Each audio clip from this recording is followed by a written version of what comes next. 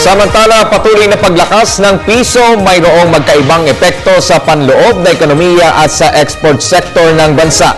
Alamin natin sa detalye sa ulat ni George Bandola.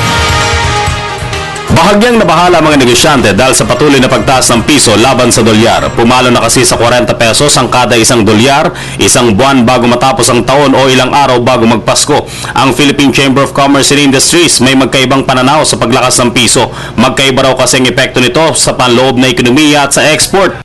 Kailan lang, nung Mayo, 43.50 yata, no? Yung nawala doon, napakalaki. Sabi nga namin, yung mga exporter natin, komportable sa 42.50. Ngayon, anything doon, at pareho ng domestic industries, pareho ng member ng PCI, member ng PhilExport, mga 98% dyan, small, micro, small, and medium din, no? So, yun ang nahihirapan. Yung malalaki, hindi naman problema yan. Ito, resulta ng paglakas ng ating ekonomiya, di ba? Nakikita natin na maraming mga investors na pupunta rito sa atin, nakukumbida natin, and so on. Well, nakakadagdag sa kumpiyansa sa negosyo sa Pilipinas.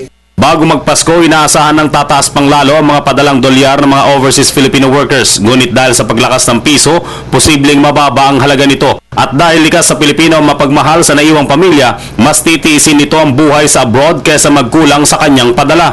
Siguro ang gagawin nila, dahil yung pinadadala nila hindi na pwedeng i-budget ng mga pamilya, kailangan dagdagan ng pagpadala, no? Pero in most cases, ang mangyayari niyan, magkakaroon ng malaking adjustment yung mga pamilya, no? Ganon din sa export ng raw materials, ngunit mura lamang itong may bebenta pagdating sa ibang bansa.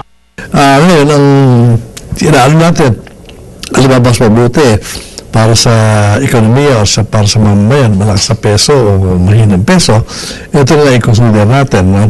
Panawagan lamang ng mga negosyante pag-aralang maigi ng Bangko Sentral ng Pilipinas ang senaryo lalo pat malaking bahagi ng ekonomiya ay nakasalalay sa mga OFW remittances.